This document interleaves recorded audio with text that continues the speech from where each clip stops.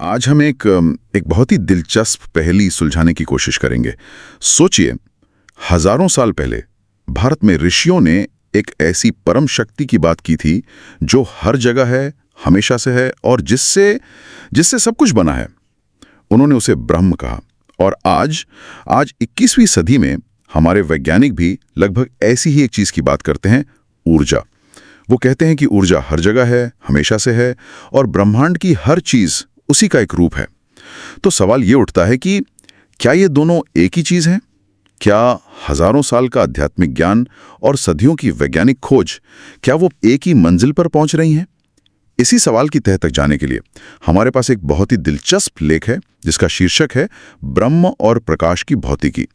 तो आज हम यही समझने की कोशिश करेंगे कि क्या विज्ञान और गीता एक ही सिक्के के दो पहलू हैं। चलिए इस दिमाग को चकरा देने वाली यात्रा पर निकलते हैं। ठीक है, तो इस पहेली को सुलझाने के लिए मेरा ख्याल है हमें पहले इसके एक हिस्से को समझना होगा, मतलब विज्ञान।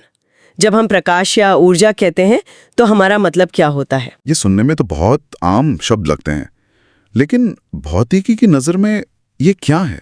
ये एक बेहतरीन शुरुआती बिंदु है। देखिए, भौतिकी की नजर में प्रकाश बहुत ही अनोखा और मौलिक है। असल में प्रकाश शुद्ध ऊर्जा है, प्योर एनर्जी।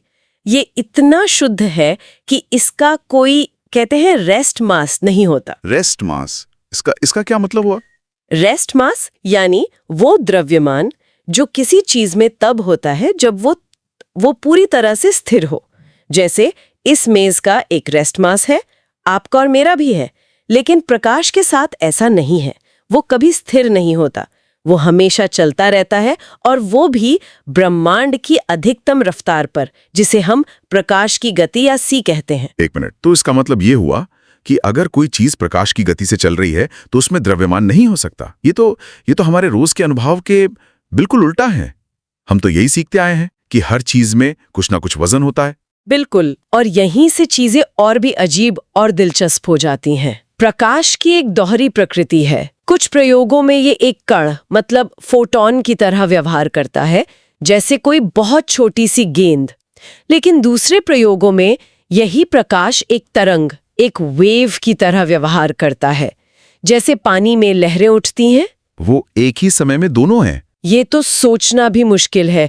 मतलब एक ही चीज एक ही समय में एक ठोस कण भी है और एक फैली हुई लहर भी। और फिर आए आइंस्टाइन और उन्होंने अपने समीकरण E=mc² से पूरी तस्वीर ही बदल दी। हाँ, उस समीकरण ने हमें ये बताया कि जिसे हम पदार्थ या मैटर समझते हैं, मतलब ठोस भारी चीजें, वो असल में ऊर्जा का ही एक बहुत घना, एक जमा हुआ रूप है। ऊर्जा और पदार्थ एक ही चीज के दो अलग अलग रूप हैं। वाह! तो इसका मतलब है कि ये माइक, ये दीवारें, हमारा शरीर, अगर हम इन्हें इनके सबसे बुनियादी स्तर पर देखें तो ये सब सिर्फ ऊर्जा के ही अलग अलग रूप हैं। तो ब्रह्मांड में हर चीज ऊर्जा है। आपने बिल्कुल सही पकड़ा।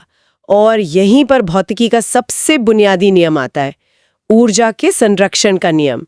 ये नियम कहता है कि ऊर्जा को न तो बनाया जा सकता है और न ही नष्ट किया जा सकता है। उसे सिर्फ एक रूप से दूसरे रूप में बदला जा सकता है। तो मतलब ऊर्जा शाश्वत है, अमर है। वैज्ञानिक भाषा में कहें तो हाँ, ऊर्जा हमेशा से थी, हमेशा रहेगी। वो बस अपना रूप बदलती रहती है। कभी वो पदार्थ बन जाती है, कभी प्रकाश, कभी गर्मी। पूरा ब्रह्मांड ऊर्जा के इसी निरंतर खेल पर चल रहा है। तो विज्ञान के अनुसार ब्रह्मांड का जो मौलिक सत्य है वो ऊर्जा है, एक ऐसी चीज जो हर जगह है और जिसे नष्ट नहीं किया जा सकता। ये कमाल की बात है कि विज्ञान जिसे ऊर्जा कह रहा है वो शाश्वत और अविनाशी है।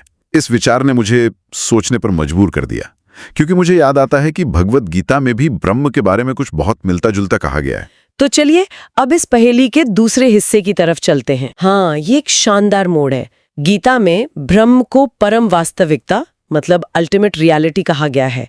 ये वो निराकार अनंत चेतना है जिसे वेदांत दर्शन हर चीज का स्रोत और आधार मानता है।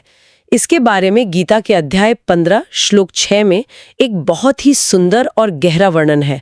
कुरुक्षेत्र के मैदान में जब अर्जुन भ्रमित हैं, तब कृष्ण उन्हें ब्रह्मांड की प्रकृति समझाते हुए कहते हैं, न तद भासयते सूर्यो न शशांको न पावकः। इसका अर्थ क्या है? ये सुनने में बहुत काव्यात्मक है। इसका सीधा सा अर्थ है, उस परम धाम को न तो सूर्य प्रकाशित कर सकता है, न चंद्रमा और न ही अग्नि। अब जरा इस पर गौर कीजिए। यह श्लोक कह रहा है कि जो भौतिक दुनिया में प्रकाश के सबसे बड़े स्रोत हैं, सूरज, चांद, आग, वो भी ब्रह्म को रोशन नहीं कर सकते। अच्छा, तो मतलब ब्रह्म प्रकाश का स्रोत है, न कि प्रकाश से रोशन होने वाली कोई चीज। वो अपनी ही रोशनी से रोशन है। बिल्कुल, उसे स्वयं प्रकाशमान कहा गया है। वो सभी प्रकाश, सभी ऊर्जा, सभी अस्तित्व का मूल स्रोत है, लेकिन वो खुद हमारी भौतिक इंद्रियों से परे है। गीता के अनुसार सब कुछ उसी से पैदा होता है, उसी में मौजूद रहता है और अंत में उसी में वापस मिल जाता है। वो परम, शाश्वत और अविनाशी सत्य है। ठीक है, तो समानताएं तो साफ दिख रही हैं। विज्ञान कहता है ऊर्जा शाश्वत है और हर चीज का आधार है। गीता कहती है ब्रह्म शाश्वत है और हर चीज का आधार है। लेकिन यहां एक सवाल उठता है, क्या हम यहां दो बिल्कुल अलग अलग चीजों पर एक ही लेबल नहीं लगा रहे हैं? मेरा मतलब है, विज्ञान की ऊर्जा को मापा जा सकता है, उसकी गणना की जा सकती है। ब्रह्म तो एक आध्यात्मिक, एक दार्शनिक अवधारणा है। क्या ये तुलना थोड़ी ज्यादा नहीं हो गई? ये बहुत जरूरी सवाल है और यहीं पर हमारे स्रोत का सबसे दिलचस्प तर्क सामने आता है। बात ये नहीं है कि वो एक ही चीज है, बल्कि ये कि वो एक ही सच्चाई को देखने के दो अलग अलग तरीके हैं। चलिए इन समानताओं को एक एक करके देखते हैं, लेकिन इस नए नजरिए से। ठीक है, मैं समझने की कोशिश करता हूँ। पहली समानता, विज्ञान कहता है ऊर्जा मौलिक है, मतलब हर चीज उसी से बनी है। गीता कहती है ब्रह्म मौलिक है, हर चीज उसी से उत्पन्न होती है। दूसरी, विज्ञान कहता है प्रकाश शुद्ध ऊर्जा का एक रूप है। गीता कहती है ब्रह्म शुद्ध चेतना और सभी प्रकाश का स्रोत है। तीसरी, विज्ञान कहता है ऊर्जा हर जगह, हर कण में मौजूद है, और गीता कहती है ब्रह्म हर अस्तित्व में व्याप्त है। और चौथी? और सबसे बड़ी समानता, दोनों को ही शाश्वत और अविनाशी बताया गया है। सही। अब आपके सवाल पर आते हैं। स्रोत का तर्क यह है कि विज्ञान उस ऊर्जा के व्यवहार का अध्ययन करता है। वो पूछता है ऊर्जा कैसे काम करती है, उसके नियम क्या हैं, उसे कैसे मापा जा सकता है। E=mc² ऊर्जा के कैसे का जवाब देता है। और गीता? गीता पूछती है यह अस्तित्व क्यों है, इस ऊर्जा के पीछे चेतना क्या है, इसका उद्देश्य क्या है। जब कृष्ण कहते हैं कि ब्रह्म स्वयं प्रकाशमान है, तो वो उसके क्यों और उसके स्रोत की बात कर रहे हैं। संक्षेप में कहें तो विज्ञान ऊर्जा तक पहुंचता है और गीता उस ऊर्जा के स्रोत तक। एक तरह से एक मशीन को समझ रहा है और दूसरा मशीन के पीछे के इंजीनियर को। वाह, ये एक बहुत ही शक्तिशाली विचार है। कैसे बनाम क्यों? तो ये तुलना सतही नहीं है, बल्कि ये दो अलग अलग दृष्टिकोणों को उजागर करती है। और ये तो और भी गहरा हो जाता है जब हम क्वांटम भौतिकी की बात करते हैं, है ना? वहां तो वास्तविकता हमारे सामान्य ज्ञान से बिल्कुल परे चली जाती है। बिल्कुल। क्वांटम भौतिकी हमें बताती है कि अगर हम किसी भी पदार्थ को उसके सबसे छोटे, सबसे बुनियादी स्तर पर देखें, तो वहां कोई ठोस चीज है ही नहीं। मतलब कोई कण नहीं, कोई छोटी सी गेंद जैसी चीज नहीं। वे असल में ऊर्जा के विशाल अदृश्य क्षेत्रों में एक उत्तेजना या एक लहर की तरह है। सब कुछ एक मौलिक, एकीकृत क्षेत्र से ही निकल रहा है। ये सुनने में बहुत कुछ वैसा ही लग रहा है जैसा गीता कह रही है, ब्रह्म सर्वम प्रतिष्ठितम। मतलब सब कुछ ब्रह्म में ही स्थित है, जैसे सब कुछ है कि महासागर में लहरों की तरह हो। और यहाँ सबसे हैरान करने वाली बात आती है, जिसे ऑब्जर्वर इफेक्ट कहते हैं। क्वांटम प्रयोगों ने ये बार बार दिखाया है कि अवलोकन का कार्य, मतलब किसी चीज को देखने या मापने की क्रिया, उसकी वास्तविकता को बदल देती है।